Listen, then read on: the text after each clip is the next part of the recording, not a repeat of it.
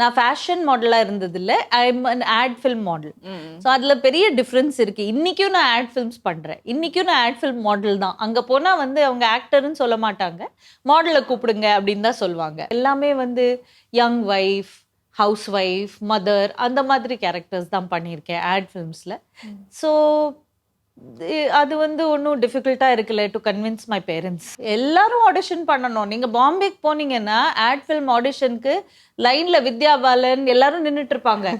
ஏன்னா எல்லாருக்கும் ஆடிஷன் தான். லைக் ஒரு விஷயம் கிளிக் ஆகும்ல, அது the way you feel about that, oh this is what I was waiting for அப்படின்னு.